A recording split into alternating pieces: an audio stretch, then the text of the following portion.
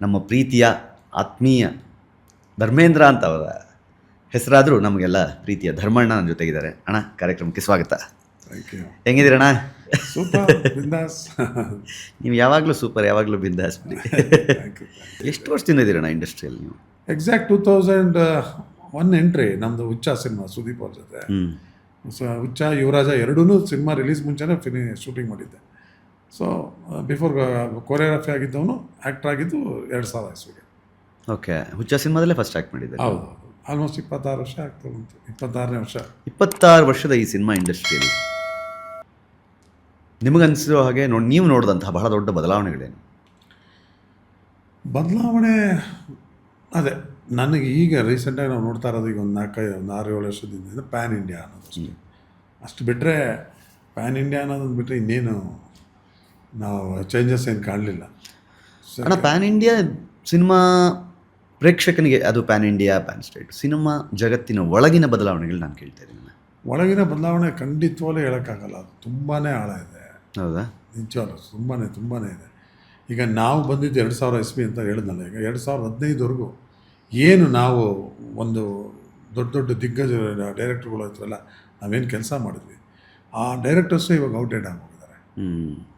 ನಿಮಗೆ ಯಾರು ಪಾತ್ರಗಳನ್ನು ಸೃಷ್ಟಿ ಮಾಡ್ತಿದ್ರು ಅವ್ರನ್ನೇ ಔಟ್ಡೇಟ್ ಮಾಡಿದ್ರೆ ಪಾತ್ರ ಎಲ್ಲ ಪಾತ್ರಕ್ಕೂ ಸೈ ಅಂತಾರೆ ಅಂತ ಅಂದ್ಕೊಂಡಂಥ ಡೈರೆಕ್ಟರ್ಗಳು, ದೊಡ್ಡ ದೊಡ್ಡ ಡೈರೆಕ್ಟರ್ಗಳು ಇವತ್ತು ಅವ್ರಿಗೆ ಸಿನಿಮಾ ಇಲ್ಲ.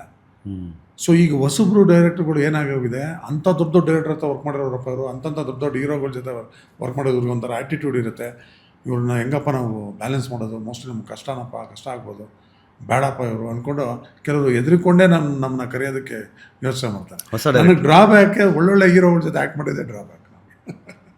ಆ ಥರ ಇವ್ರ ಜೊತೆ ಮಾಡ್ತಾರೋ ಇಲ್ವೋ, ಬಂದರೆ ಅವ್ರನ್ನ ಹ್ಯಾಂಡಲ್ ಮಾಡೋಕೆ ಅವರೇ ಡಿಸೈಡ್ ಮಾಡ್ಕೊಂಡಿರ್ತಾರೆ. ಕೆಲವರು ನಾನು ಹೋಗಿ ಮಾತಾಡ್ಸಾದ್ಮೇಲೆ, ಅಯ್ಯೋ ನೀವು ಇಷ್ಟು ಸಿಂಪಲ್ಲ, ಅಯ್ಯೋ ನೀವು ಈ ಥರನ, ನಂಗೆ ನಿಜವಾಗ್ಲೂ ಗೊತ್ತಿರಲಿಲ್ಲ, ನಿಮ್ಗೇನೋ ಅಹಂಕಾರ ಇರುತ್ತೆ, ಏನೋ ಆ್ಯಟಿಟ್ಯೂಡ್ ಇರುತ್ತೆ, ಹಾಗೆ ಯಾಕೆ ಅನ್ಕೋಬೇಕು, ಪ್ರಯತ್ನ ಪಟ್ಟು ಕೇಳಿದರೆ ಗೊತ್ತಾಗಿರೋದು.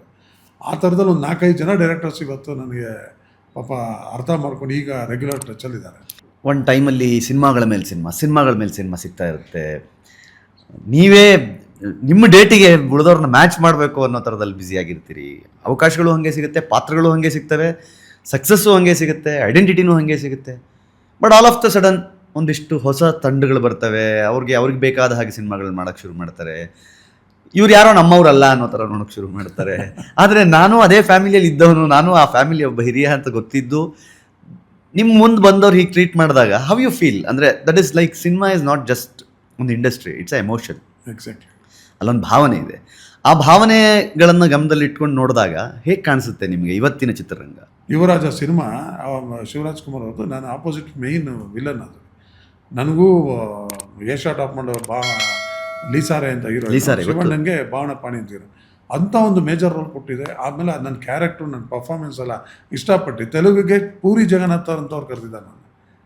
ಆ ಸಮಯದಲ್ಲಿ ನಮಗೆ ಕಾಮನ್ ಸೆನ್ಸ್ ಅಂದರೆ ಯಾರಿಗೂ ಇರಲಿಲ್ಲ ಬಿಡಿ. ನಾನು ಹೇಳ್ಕೊಂಡೆ, ಕೆಲವು ದೊಡ್ಡ ಒಳ್ಳೊಳ್ಳೆ ನನಗೆ ಗೊತ್ತಿರೋಂಥ ಹೀರೋಗಳ ಹತ್ರ ಹೇಳ್ಕೊಂಡೆ, ಹಿಂಗೆ ಬಂದಿದ್ದಪ್ಪ, ಅಲ್ಲೋಟ್ರೆ ಅಷ್ಟೇ ಹಿಂಗೆ ಕನ್ನಡದಲ್ಲಿ ಮರ್ಯಾದೆ ಸಿಗೋಲ್ಲ, ನಿನಗೆ ಬೇರೆ ಲ್ಯಾಂಗ್ವೇಜ್ ಯಾಕೆ ಮಾಡ್ತೀವಿ, ಇಲ್ಲೇ ಇಷ್ಟು ಬ್ಯುಸಿ ಇರುವಾಗ ಅಲ್ಲೋದೆ ಅಂದರೆ ಇಲ್ಲಿ ಸ್ಟಾಪ್ ಮಾಡ್ತಾರೆ, ಹಿಂಗೆ ಎದುರಿಸಿದ್ರು ನಮಗೆ. ಎದುರಿಸಿದ್ದವನ್ನ ಅವ್ರ ಪಾಪ ಅವ್ರು ನನ್ನ ಹೇಳಿರಲಿಲ್ಲ, ಉದ್ದೇಶ ಒಳ್ಳೆದಿತ್ತು. ಮೇ ಬಿ ಆ ಟೈಮಲ್ಲಿ ಆ ಥರನೇ ಇತ್ತು. ನಮ್ಮ ಕಪ್ಪೆ ಆಗೋಗಿದ್ವಿ, ತೆಲುಗು ಹೋಗ್ಬಿಟ್ಟಾನೆ ಮನುಷ್ಯ, ಇನ್ನೆಲ್ಲಿ ಕನ್ನಡ ಮಾಡ್ತಾನೆ ಅನ್ನೋ ಆಟಿಟ್ಯೂಡ್. ಹಂಗೇನಾರು ಮಾಡ್ಬಿಟ್ರೆ ಅಲ್ಲೇನೋ ನನಗೆ ಲೈಫ್ ಸಿಗಲಿಲ್ಲ. ಕೋಡಿ ರಾಮಕೃಷ್ಣ ಅಂತ ಎಂಥ ದೊಡ್ಡ ಡೈರೆಕ್ಟ್ರು, ಜೆಂಡಾ ಅಂತ ಒಂದು ಸಿನಿಮಾ 3 ಜನ ಇರೋ ಸೆಲೆಕ್ಟ್ ಆಗಿದ್ದೀನಿ. ಇಲ್ಲಿ ಆನಂದ್ ಪಿ ರಾಜು ಅಂತ ನಮ್ಮ ಕನ್ನಡ ಡೈರೆಕ್ಟ್ರು, ಪಾಪ ಅವ್ರ ಬಗ್ಗೆನೂ ನಾನು ಬೇಜಾರಿಲ್ಲ. ತ್ರಿಶಕ್ತಿ ಅಂತ ಒಂದು ಸಿನಿಮಾ, ನಾನು ವಿನೋದ್ ಆಳ್ವ, ಥ್ರಿಲ್ಲರ್ ಮಂಜೂರಿಗೆ ಹೀರೋ, ಇಲ್ಲಿ ಕನ್ನಡದಲ್ಲಿ ಹೀರೋ ಆಗಿಬಿಟ್ಟಿದ್ದೀನಿ. ಅದೇ ಟೈಮಲ್ಲಿ ಇವರು ನನ್ನ ಕರ್ಸೋರು, ಅದರಲ್ಲೂ ಫ್ಲೈಟ್ ಟಿಕೆಟ್ ಹಾಕಿ ಅಣ್ಣಾ ರೆಕಾರ್ಡಿಂಗ್ ಸ್ಟುಡಿಯೋ ಅಂತ ಹೈದ್ರಾಬಾದಲ್ಲಿ, ಅಲ್ಲಿ ಸಂಗೀತಂ ಶ್ರೀನಿವಾಸ್ ಮ್ಯೂಸಿಕ್ ಡೈರೆಕ್ಟ್ರು ಎಲ್ಲ ವೆಯ್ಟ್ ಮಾಡಿಕೊಂಡು ಕರ್ಸ್ಕೊಂಡು ನನಗೊಂದು ಏನಿಲ್ಲ ಜಸ್ಟ್ ಒಂದು 2 ಲೈನ್ ಅದು ನನ್ನ ಸ್ಟೈಲ್ಗೆ ಇಮಿಡಿಯೇಟು మీరు నచ్చింది నాకు, ಅದೇನೋ ಅವ್ರ ತೆಲುಗುಲಿ ನನಗೆ ಇಷ್ಟ ಆಯಿತು. ಈ 3 ಜನರು ಒಂದು ಹೀರೋ ಇದ್ದಿದೆ ಅಪ್ಪ, 21st 22nd ಫಸ್ಟ್ ಡೇಟ್ ಬೇಕು ನನಗೆ. ಅದಾದಮೇಲೆ 15 ಡೇಸ್ ಮೇಲೆ ನನಗೆ ಡೇಟ್ ಕೊಟ್ಟರೆ ಆಯಿತು. ನನಗೆ 18ರಿಂದ 27ನೇ ತಾರೀಕುವರೆಗೂ ಕಂಟಿನ್ಯೂಸ್ಸು ಇವ್ರದ್ದು ತ್ರಿಶಕ್ತಿ ಸಿನಿಮಾ ಶೂಟಿಂಗ್ ಇದೆ. ನಾನು ಹಂಗೂ ಬಂದು ಹೇಳಿದೆ, ಸಾರ್ ನಿಮ್ಮಿಂದ ನನಗೊಂದು ಅದೃಷ್ಟ ಸಿಕ್ಕಿದೆ, ಹಿಂಗೆ ಏನೋ ಇದನ್ನು ಹಾಳು ಮಾಡ್ಕೊತೇನೆ ಇಲ್ಲಿ ನೀನು ಹೀರೋ, ಇಲ್ಲಿ ಸ್ಟಾರ್ ಆದಮೇಲೆ ಅಲ್ಲೇನೋ ಮಾಡಿಬಿಡ್ತೀವಿ, 3 ಜನ ಹೀರೋ ಮಾಡ್ತೀವಿ, ಏನೇನೋ ಹೇಳೋದು ನಮಗೆ. ಅಂದರೆ ಪಾಪ ಅವ್ರು ಹೇಳಿದ ತಪ್ಪಲ್ಲ, ಆ ಟೈಮಲ್ಲೂ ಅವ್ರದೇ ರೇಟು. ನಾನು ಅವ್ರನ್ನೂ ಅವರು ಪ್ರಿಯಾರಿಟಿ ಡೇಟ್ಸ್ ತೊಗೊಂಡಿದ್ರು, ಅವ್ರಿಗೂ ಸಿನಿಮಾ ಆಗಬೇಕಾಗಿತ್ತು. ಈ ಗ್ಯಾಪಲ್ಲಿ ಅಲ್ಲಿ ಹೋಗ್ಬಿಟ್ರೆ ಮತ್ತೆ ಬಿಸಿ ಆಗ್ಬಿಟ್ರೆ ಕೈಗೆ ಸಿಗಲ್ಲ ಅನ್ನೋದು ಅವ್ರಿಗೆ ಇದ್ದಿರ್ಬೋದು. ಲೆಕ್ಕ ಹಾಕೊಳ್ಳಿ ನನ್ನ ಬ್ಯಾಡ್ ಟೈಮ್ ಯಾವ ಥರ ಇದೆ ಅಂತ. ಅಂಥ ಟೈಮಲ್ಲಿ ಆ ಸಿನಿಮಾ ಬಿಡಬೇಕಾಯ್ತು. ವಾಪಸ್ ನಾನು ಹೋಗಿ ನನ್ನ ಫ್ಲೈಟ್ ನಾನೇ ನನ್ನ ಖರ್ಚು ಹಾಕ್ಕೊಂಡು ಸಾರಿ ಕೇಳಿ ಅವ್ರಿಗೆ ನಮಸ್ಕಾರ ಹಾಕ್ಕೊಂಡು ಬಂದೆ. ಯಾಕಂದರೆ ಸೆಲೆಕ್ಟ್ ಮಾಡೋದಂಥ ಒಬ್ಬ ದೊಡ್ಡ ನಿರ್ದೇಶಕರು. ನಿಮ್ಮ ಪರ್ಸ್ನಲ್ ಒಪಿನಿಯನ್ನಲ್ಲಿ ದರ್ಶನ್ ಅವ್ರ ಬಗ್ಗೆ ಹೇಳೋದಾದರೆ, ದರ್ಶನ್ ಅವರು ಹೇಗೆ ಸೆಟ್ಟಲ್ಲಿ, ಅವ್ರ ಜೊತೆಗಿನ ನಿಮ್ಮ ಕನೆಕ್ಷನ್ಸ್ ಹೇಗಿತ್ತು? ಈಗ ಈ ಹೊರಗಿನ ಪ್ರಪಂಚದಲ್ಲಿ ದರ್ಶನ್ ಏನೇನು ಅಂತ ಎಲ್ಲ ಬಂದಿದೆಯಲ್ಲ, ನಾವು ಅದು ಯಾವುದೂ ದರ್ಶನ್ ಜೊತೆ ಇದ್ದ ನೋಡಿಲ್ಲ. ಇದಕ್ಕಿಂತ ಎಕ್ಸಾಂಪಲ್ ಇನ್ನೇನು ಹೇಳೋಕ್ಕಾಗಲ್ಲ. ಏನೇನು ಅಂದ್ಕೊಂಡಿದ್ದಾರೆ ದರ್ಶನ್ ಹಂಗೆ, ದರ್ಶನ್ ಹಿಂಗೆ ಇದ್ದಾನೆ. ನಾವಿದ್ದ ನಮ್ಮ ಜೊತೆ ಅಂತೂ ಯಾವತ್ತೂ ಇಲ್ಲ. ನಾವು ಬರೀ ನಾನು ಹೇಳಿದ್ನಲ್ಲ, ಕಾಲೇಜ್ ಟೈಮಲ್ಲೂ ಟ್ರಿಪ್ ಹೋಗ್ತಾಯಿದ್ವಿ, ಇದೆ. ಅದಾದಮೇಲೂ ಬೈಕು ಇಲ್ಲಿಂದ ಶಿವಮೊಗ್ಗಗೆ ಹೋಗೋದು, ತುಮಕೂರ್ಗೆ ಹೋಗೋದು, ದರ್ಶನ್ ಜೊತೆ ಇದೇ ಮಾಡಿರೋದು ನಾವೆಲ್ಲ. ಹೌದಾ? ಆಮೇಲೆ ಕಾರು ಒಂದು ಅಮ್ಮರಿತ್ತು ದರ್ಶನ್, ಅಮ್ಮರ ಕಾರಲ್ಲಂತೂ ಅದು ಎಷ್ಟು ಸುತ್ತಾಡಿದ್ದೀವೋ ನಮ್ಗೆ ಗೊತ್ತೇ ಇಲ್ಲ. ಆಮೇಲೆ ಹೋಗೋದೇ ಇವ್ರ ತೋಟಕ್ಕೆ, ದರ್ಶನ್ ತೋಟಕ್ಕೆ. ಆವಾಗ ಬರೀ 10 ಎಕರೆ ಈಗ 20 ಎಕರೆ ನಮ್ಮ ಮೇಲೆ ಆಗಿದೆ. ಬರ್ರಿ ಅಲ್ಲಿ ಹೋದರೆ, ಆಮೇಲೆ ನಮ್ಮ ಸುಜನ್ ಲೋಕೇಶ ಅವನೇ ನಮ್ಮ ಕುಕ್ಕು.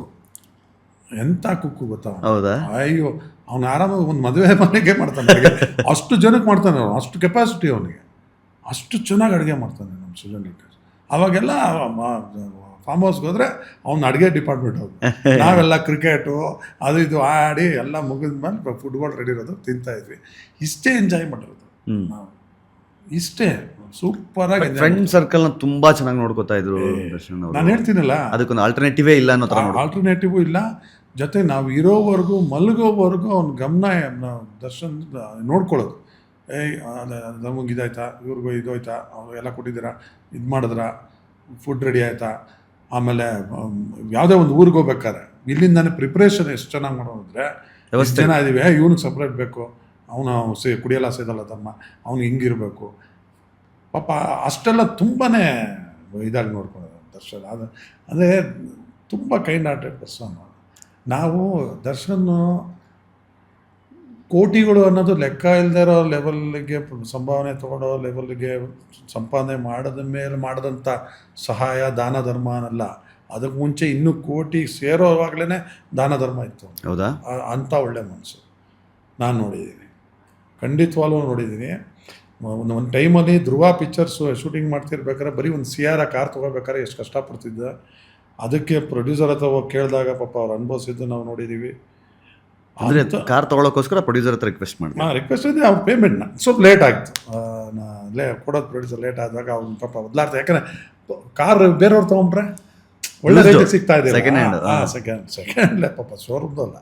ಆ ಟೈಮಲ್ಲಿ ಅಂಥ ಟೈಮಲ್ಲಿ ಇದ್ದಾಗಲೂ ಜೊತೆಲಿದ್ದವ್ರು ಯಾರೋ ಸ್ವಲ್ಪ ಪ್ರಾಬ್ಲಮ್ ಇದ್ದಾಗ ಅವಾಗಲೇ ಆ ಟೈಮಲ್ಲೇ ಸಹಾಯ ಮಾಡೋ ಮನಸ್ಸಿತ್ತು ಅಂತ ನಾನು ಹೇಳ್ತಾ ಇರೋದು.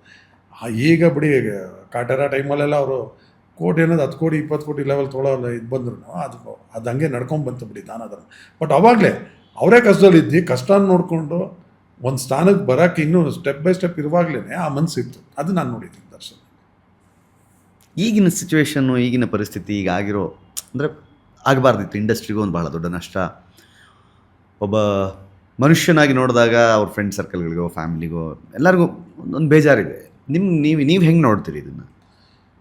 ಅಲ್ಲ, ಅದು ಎಂಥ ಶಾಕ್ ಅಂದರೆ, ಯಾಕೆಂದರೆ ನಾನು ಆ ಇನ್ಸಿಡೆಂಟ್ ಆಯಿತು ಅಂತ ಮಾರನೇ ದಿವಸ ಪೊಲೀಸವ್ರು ಏನೋ ಮೈಸೂರು ಕರ್ಕೊಂಡ್ಬಂದು ಜೈಲಿಗೆ ಏನಂತಾರೆ ಸ್ಟೇಷನ್ ಬರ್ತಿದ್ದಾರೆ ಅಂತ ಕೇಳಿದ್ದು 2 ದಿವಸದ ಹಿಂದೆ, 3 ದಿವಸದ ಹಿಂದೆ ಜೊತೆ ಜಿಮ್ ಮಾಡಿದ್ವಿ ಅವ್ರ ಮನೇಲಿ. ಹೌದಾ? ದರ್ಶನ್ ನಾನು ವರ್ಕೌಟ್ ಮಾಡಿ, ಅಂದರೆ ಜಸ್ಟ್ ನಾವು ಹೋಗಿದ್ದು, ನಾನು ಮಾಡ್ತಿದ್ದ. ಸರಿ ಆಯಿತು ಅಂದ್ಮೇಲೆ ಇನ್ಮೇಲೆ ನಾನು ಮಾಡ್ತೀನಿ ಚೆನ್ನಾಗಿ ಹಿಂಗೆ ಬರ್ತೀನಿ ಅಂತಂದರೆ ಆಯಿತು ಮಾಡೋಣ, ನಾನು ಮೈಸೂರಿಗೆ ಹೋಗಿ ಬರ್ತೀನಿ ಅಂತೇಳಿ ಮೈಸೂರಿಗೆ ಹೋಗಿದ್ದು. ಶೂಟಿಂಗ್ ಒಂದು 3 ದಿವಸ ಇದೆ, ಇನ್ನೊಂದು 4 ದಿವಸ ಮುಗಿಸ್ಕೊಂಬಂದು ಮಾಡೋಣ ಅಂತ ಮಾತಾಡಿದ್ದು. ಒಂದು ಎರಡನೇದು ಭಯಂಕರ ಶಾಕ್ ಆಗೋದು ನನಗೆ. ಯಾಕಂದರೆ 2-3 ದಿವಸದಿಂದ ಚೆನ್ನಾಗೇ ಇದ್ದೀವಿ. ಅಂದರೆ ಅದು ಇನ್ಸಿಡೆಂಟ್ ದಿನನೋ ಹಿಂದಿನ ದಿನನೋ ಇದ್ನೋ ನನಗೆ ಜ್ಞಾಪಕ ಇಲ್ಲ. ಹೋಗಿದ್ದೀವಿ, ಮನೆಗೆ ಹೋಗಿ ಬಂದಿದ್ದೀವಿ. ನೋಡಿದ್ರೆ ಹಿಂಗೆ ಟಿ ವಿ ನನಗೆ ಆಲ್ರೆಡಿ ಬೆಳಗ್ಗೆ ತುಂಬ ಯಾರೋ ವೆರಿ ನೋನ್ ಪರ್ಸನ್ ನನಗೆ ಬೆಳಗ್ಗೆನೇ ಮೆಸೇಜ್ ಬಂತು ಅವ್ರಿಗೆ, ಈ ಥರ ಹಣ ನಿಜಾನ ಕೇಳಿ ಅಂತ ನನಗೆ ಫೋನು. ಏಯ್ ಕೂತಾಳ, ಅವ್ನು ಮೈಸೂರಲ್ಲಿ ಶೂಟಿಂಗ್ ಮಾಡ್ತಾವ್ರೆ, ಅದೆಲ್ಲ ಏನದು, ಅವ್ರು ಯಾವುದೋ ಕೇಸಲ್ಲ, ಅವ್ರು ಯಾಕೆ ಇನ್ವಾಲ್ವ್ ಆಗ್ತಾರೆ ಅಂತ ನಾನು ಬೈದು ಇದು ಮಾತಾಡ್ದವ್ನು ನಾನು.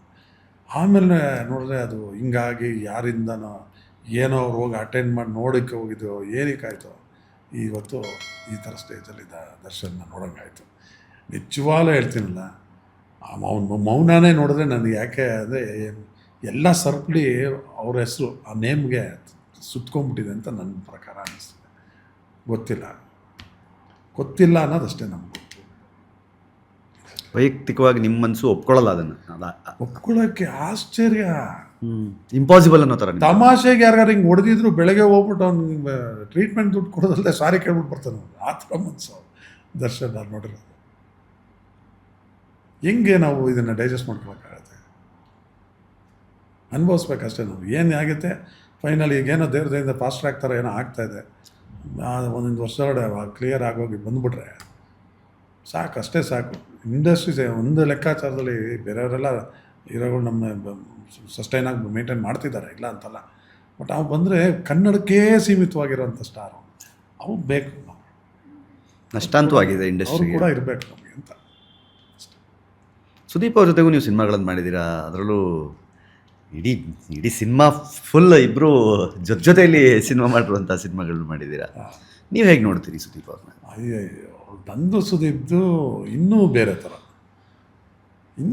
ನಾವು ಹೇಳಿ ನಮ್ಮ ಸುದೀಪ ಹೇಳೋಲ್ಲ ಕಡೆ, ನಾವು ರೂಮ್ಮೇಟ್ಸ್ ನಾವು ಆ ಥರ ಎಲ್ಲೇ ಹೋದ್ರು ನಮಗೆ ವೇವ್ ಲೆಂತ್ ಅಡ್ಜಸ್ಟ್ ಆಗ್ತಾಯಿದ್ದು ನಾನು ಸುದೀಪು ಆ ರೀತಿ ಅಡ್ಜಸ್ಟ್ ಆಗ್ತಾಯಿದ್ದು. ಒಂದು ಕ್ರಿಕೆಟಲ್ಲಾಗಲಿ ಇನ್ನೊಂದಲ್ಲಾಗಲಿ ನನ್ನಷ್ಟು ಸೋಮೇರಿ ಯಾರಿಲ್ಲ. ಅವನು ನಾನು ಬೈಯೋಷ್ಟು ಬೇರೆ ಯಾರೂ ಬೈಯಲ್ಲ. ಅವ್ನು ತಿಳಿದಿದ್ದು ಇಷ್ಟೇ, ಸಣ್ಣ ಆಗೋ ಮಗ ಸಣ್ಣ ಆಗೋ ಪಾಪ ಯಾವಾಗ ಆಯ್ತಪ್ಪ ಅಂತ ಹೇಳೋದು ನೋಡ್ರಿ, ಅವನೇ ಅಡುಗೆ ಮಾಡಿಬಿಟ್ಟು ಫಿಶ್ ಎಲ್ಲ ಚೆನ್ನಾಗಿ ತಿನ್ನಿಸ್ಬಿಡೋದು, ಆಮೇಲೆ ಸಣ್ಣ ಹಾಕೊಂಡೋದು. ಆ ಥರ ಸುದೀಪ್ ಸಖತ್ ಎಂಜಾಯ್ ಮಾಡಿದೆ. ಆಮೇಲೆ ಅವ್ರ ಡೈರೆಕ್ಷನಲ್ಲಿ ವರ್ಕ್ ಮಾಡಿದ್ದೀನಿ, ಸುದೀಪ್ ಡೈರೆಕ್ಷನಲ್ಲಿ. ಸೊ ನಾನು ಸಾಕಷ್ಟು ತಿಳ್ಕೊಂಡಿದ್ದೀನಿ, ಕಲ್ತ್ಕೊಂಡಿದ್ದೀನಿ. ಆಮೇಲೆ ಸುದೀಪ್ದು ಒಂದು ಕಾನ್ಸಂಟ್ರೇಷನ್ನು ಪರ್ಫಾರ್ಮೆನ್ಸಲ್ಲಿ ಅವೆಲ್ಲ ನಾನು ಅಬ್ಸರ್ವ್ ಮಾಡಿ ಜೊತೆ, ಯಾಕಂದ್ರೆ ಏನೇ ಜೊತೆ ನಾವು ಬಂದಿದ್ರು ನಾ ಹೋಮ್ ವರ್ಕ್ ಮಾಡೋದು ಸುದೀಪ್ ಸೂಪರ್. ಆ ವಿಚಾರದಲ್ಲಿ ತೋರಿಸ್ಕೊತಾನೆ ಇರಲ್ಲ. ಎಲ್ಲಿ ಯಾವ ಒಂದು ಸತಿ ಆ ಕಂಟೆಂಟ್ ತಿಳ್ಕೊಂಡು ಒಂದು 10 ನಿಮಿಷ ಹಿಂಗೆ ಹೋಗಿ ಬಂದರೆ ಅಲ್ಲಿ ನೀವು ಕೊಡೋ ಇದು ಯಾರು ಹಿಂಗೆ ಕೊಡ್ಬೋದು ಅನ್ನೋದು ಊಹೆನೇ ಮಾಡೋಕ್ಕಲ್ಲ. ಆ ಥರ ಹೊಸ ಥರ ಇರುತ್ತೆ ಪರ್ಫಾರ್ಮೆನ್ಸ್ ಸುದೀಪ್ ಅವರು ದರ್ಶನ್ ಅವರು ಇಬ್ಬರು ನಿಮಗೆ ಆತ್ಮೀಯರು. ಅವರಿಬ್ಬರು ಫ್ರೆಂಡ್ಸ್ ಆಗಿದ್ದಾಗ ನೀವು ಅವ್ರ ಜೊತೆಲಿದ್ರ? ಇಬ್ಬರು ಫ್ರೆಂಡ್ಸಾ? ಒಟ್ಟೊಟ್ಟಿಗೆ ಮೂರೇ ಜನ, ಅದೇ ದರ್ಶನ್ ಕಾರಲ್ಲೇ 3 ಜನ ಹೋಗಿ ಫೋಟೋ ಇದೆ ನಮ್ಮ 3 ಜನದ್ದು. ಹಿಂಗೆ ಇಟ್ಕೊಂಡು ಇಬ್ಬರು ಒಟ್ಟಿಗೆ ಹೊಡ್ಕೊಂಡಿದ್ದೆ ಒಂದೇ ಎಮ್ಮರ್ ಕಾರಿಂದ. ಇದರಲ್ಲಿ ಸುದೀಪ್ ಮನೆಗೆ ಹೋಗ್ತಾ ಇದ್ವಿ, ನಾನು ದರ್ಶನ್ ಒಟ್ಟಿಗೆ ಮನೆಯಿಂದ. ಮತ್ತು ಸುದೀಪ್ ಮನೆಯಿಂದ ನಾನು ಸುದೀಪ್ ದರ್ಶನ್ ಮನೆಗೆ ಹೋಗಿದ್ದೀವಿ. ಸಿಕ್ಕಾಪಟ್ಟೆ ಕ್ಲೋಸ್ ಆಗಿದ್ವಿ ಬಿಡಿ. ಹಂಗೆ ನೋಡೋಕೆ ಹೋದ್ರೆ ಅವರಿಬ್ಬರು ತುಂಬ ಕ್ಲೋಸ್ ಇದ್ದಾಗ ನಾನೇ ಜಾಸ್ತಿ ಇದ್ದಿದ್ದು. ಅವರು ಅಷ್ಟು ಕ್ಲೋಸ್ ಆಗಿದ್ದರು ಅವರು. ಆಮೇಲೆ ಮುಂದೆ ಅದು ಏನಾಯಿತು ಕೆಲವು ಟೈಮ್ ನಾನಂತೂ ಓಪನ್ ಆಗಿ ಹೇಳ್ತೀನಿ, ಇಬ್ರಿಗೂ ಒಂದು ಸ್ಟಾರ್ಟಿಂಗಲ್ಲಿ ಟ್ರೈ ಮಾಡಿದೆ ಒಂದು ಮಾಡೋದಕ್ಕೆ ಅಂತ. ಅದು ಯಾವ ಲೆವೆಲ್ಗೆ ಅದು ಅವ್ರ ಇಬ್ರಿಗೂ ಇಂಪ್ಯಾಕ್ಟ್ ಆಗಿತ್ತು ಗೊತ್ತಿಲ್ಲ. ಏನು ರೀಸನ್? ಆ ರೀಸನ್ ಕಾರಣವೇ ಗೊತ್ತಿಲ್ಲ ಯಾರಿಗೂ. ಕೇಳಬೇಡ, ಆರಾಮಾಗಿರು ಅಷ್ಟೇ ಬಿಡಪ್ಪ, ಆಯಿತು. ನಾನು ಪ್ರಯತ್ನ ಪಟ್ಟಿದ್ದೀನಿ. ಇದ್ರ ಮೇಲೆ ನೀವು ಯಾವತ್ತು ಒಂದು ಆಗೋದು ಅದನ್ನು ಕಾಯ್ತಾ ಇರ್ತೀವಿ. ನಮ್ಮ ಆಸೆ ಅದು, ಅಭಿಮಾನಿಗಳು ಆಸೆನೂ ಅದೇ. ಅದಾದರೆ ಸಾಕಪ್ಪ ಅಂತ ಹೇಳ್ಬಿಟ್ಟು ಇನ್ನು ಅವ್ರ ಜೊತೆ ಇದ್ದಾಗ ಇವ್ರ ಟಾಪಿಕ್ ಮಾತಾಡಲ್ಲ, ಇವ್ರ ಜೊತೆ ಇದ್ದಾಗ ಅವ್ರ ಟಾಪಿಕ್ ಮಾತಾಡಲ್ಲ. ಹಂಗಾಗಿ ಇವತ್ತಿಗೂ ನಾವು ಇಬ್ರಿಗೂ ಹೋಗೋ ಬರೋ ಫ್ರೆಂಡ್ಸ್ ಆಗಿರೋದು.